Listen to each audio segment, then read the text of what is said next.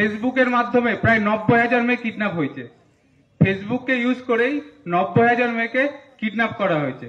তো যেসব মেয়ে বা ছেলেরা আছে তাদেরকে বলবো, বাইরে থেকে কোনো অজানা কেউ যদি ফ্রেন্ড রিকোয়েস্ট পাঠায়, কেউ কোনো রকম ভাবে সেটাকে একসেপ্ট করবে না।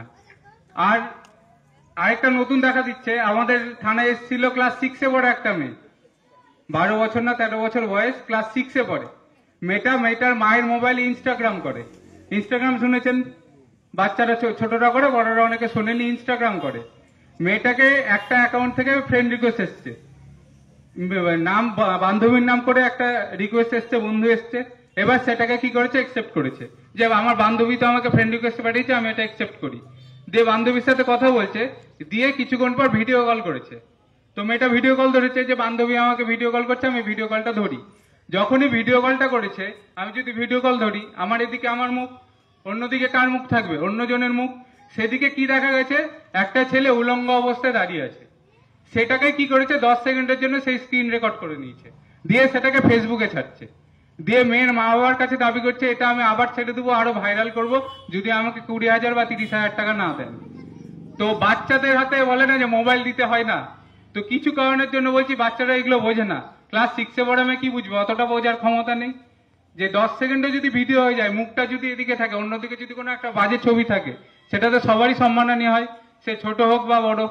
তো মোবাইলে যদি কোনো আননোন জায়গা থেকে রিকোয়েস্ট আসে, যাকে চিনেনি না, তাদেরকে কাউকে একসেপ্ট করবেন না কোনো সময়। আপনাকে ফোন করলো, ফোন করে বলছেন আপনার নামেই আধার কার্ড নাম্বার এটা, স্বামীর নাম এটা, বাড়ি এখানে, অ্যাড্রেস থানা এখানে, সব বললো, সব মিলে গেল। আপনি বললেন হ্যাঁ। তখন বলবে আপনার 1 লাখ টাকার একটা সোনার গয়না বিদেশ থেকে আসছিল আপনার নামে, সেটা কাস্টমে বা দিল্লি এয়ারপোর্টে বা কলকাতা এয়ারপোর্টে আটকে গেছে। তখন আপনি ভাববেন বা একটা সোনার গয়না পাওয়া যাবে, বা একটা 5 লাখ টাকার কোনো গিফট পাওয়া যাবে, খুশি হয়ে গেলেন। দিয়ে বললেন ঠিক আছে নিব, আমি কি করব?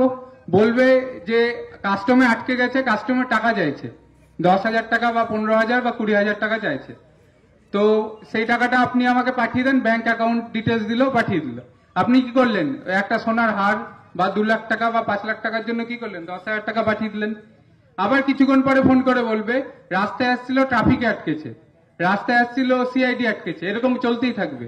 এরকম করে করে রানীনগরের একজন মহিলা টোটাল লোন করে, বন্ধন থেকে লোন করে, বিভিন্ন জায়গা থেকে লোন করে টোটাল 7 লাখ টাকা দিয়েছেন। ঠিক আছে, 7 লাখ, 7 লাখ, 7 লাখ টাকা দেওয়ার পরে আবার চাইছে 1 লাখ টাকা, যে আপনার বাড়ির কাছে আছে, রাস্তায় আটকে গেছে, এবার আপনি এই টাকাটা দিন, আপনার বাড়িতে পৌঁছে যাবে। তারপরে মহিলা আর বাড়িতে গয়না পৌঁছানি, মহিলা কোথায় গেছে, আমাদের বহরমপুর সাইবার থানায় গেছে। তো যখনই কোনো সাইবার প্রতারণা হবে, একটা নাম্বার অবশ্যই মনে রাখবেন, যেটা এখানে লেখা আছে দেখুন, 1930 1930। কি নাম্বারটা বললাম, 1930। এই নাম্বারটা সকলে মনে রাখবেন, 1930। যখনই দেখবেন আপনি কোনো সাইবার প্রতারণার ফাঁদে পা পড়েছেন, তখনই কি করবেন, 1930 নাম্বারে ফোন করবেন, আর লোকাল থানায় যাবেন, একটা জিডি করবে, বা লোকাল থানা আপনাকে বলে দিবে কি কাজ করতে হবে। কারণ এখান থেকে বহরমপুর সাইবার ক্রাইম থানা অনেকটা দূর, 1.5 ঘন্টা 2 ঘন্টা লেগে যায়। তো যে তার আগে যদি কমপ্লেনটা করে নেন, যদি আপনার সাইবার ফ্রড হয়, 1000 টাকা, 2000 টাকা, 50,000 বা 1 লাখ টাকা চলে গেছে, আপনি সঙ্গে সঙ্গে কি করবেন, 1930-এ ফোন করবেন, না লোকাল থানায় যোগাযোগ করবেন। কারণ যত তাড়াতাড়ি 1 ঘন্টার মধ্যে কমপ্লেন করতে পারলে আপনার টাকা আটকে থাকবে। যদি 2 ঘন্টা, 3 ঘন্টা, 4 ঘন্টা হয়, টাকা কিন্তু বেরিয়ে যাবে। সেই জন্য বলছি সাইবার থানা যাওয়ার আগে একবার লোকাল থানায় যোগাযোগ করবেন, আর 1930-এ একটা ফোন করবেন। তাহলে যতটা সম্ভব 1 ঘন্টা, আধা ঘন্টার মধ্যে কমপ্লেন করতে পারলে টাকাটা কি হবে, আটকে যাবে। আরেকটা নতুন টপিক এখন খুব চলছে, গোটা ইন্ডিয়া জুড়ে চলছে, ফোনে কথা বলতে গেলেও দেখবেন ফোনে কিছুক্ষণ ধরে বলছে, সেটা কি ডিজিটাল অ্যারেস্ট। নাম শুনেছেন? এবার ডিজিটাল অ্যারেস্ট এটা মেইনলি হচ্ছে কোথায়, মেন টাউনে যেখানে কোটিপতি, প্রচুর পয়সাওয়ালা বিজনেসম্যান বড় বড় হচ্ছে, তাদেরকে এটা হচ্ছে। আমারই নিজেরই একটা কেস আছে বহরমপুর সাইবার থানায়। একজন স্কুল টিচার রিটায়ার্ড হয়েছে জাস্ট, ওনাকে ফোন করেছে, ফোন করে বলছে আপনার আধার নাম্বার এটা, আপনার ফোন নাম্বার এটা, আপনার 15টা ব্যাংক অ্যাকাউন্ট আছে। বলেছে হ্যাঁ, ওই ব্যক্তির 15টা ব্যাংক অ্যাকাউন্ট আছে। উনি আমাকে লিস্ট এনে দেখাচ্ছেন যে ওনার 15টা ব্যাংক অ্যাকাউন্ট। আমি লোককে জিজ্ঞেস করছি এত ব্যাংক অ্যাকাউন্ট কি কারণে। এবার ফোন করে বলছেন আমি দিল্লি সাইবার ক্রাইম থেকে বলছি, আপনার যে 15টা অ্যাকাউন্ট আছে এগুলো তো সব ব্ল্যাক মানি আছে। 15টা অ্যাকাউন্টে প্রায় 1.5 কোটি টাকা ছিল ওই লোকের। ঠিক আছে, এবার বলছে আপনার এগুলো ব্ল্যাক মানি। বলছে না, আমি সব ইনকাম করেছি, রিটায়ারমেন্টের পরেই টাকাগুলো পেয়েছি। তো বলছে ঠিক আছে, আপনি এই টাকাগুলো আমাদেরকে পাঠিয়ে দেন, আমরা তাহলে কিছুক্ষণ পরে আপনার কেসটা সব মিটিয়ে দিচ্ছি, টাকা নিয়ে দিয়ে আপনাকে পুরো টাকাটা ফেরত দিয়ে দিচ্ছি। এবার এই যে কথাবার্তাগুলো চলছে এগুলো সব হবে ভিডিও কলে, আপনার সামনে ধরে রাখবে, ইউনিফর্ম পরে থাকবে, আমার বা স্যারদের মতো যা ইউনিফর্ম দেখতে পাচ্ছেন সেম ইউনিফর্ম পরে থাকবে।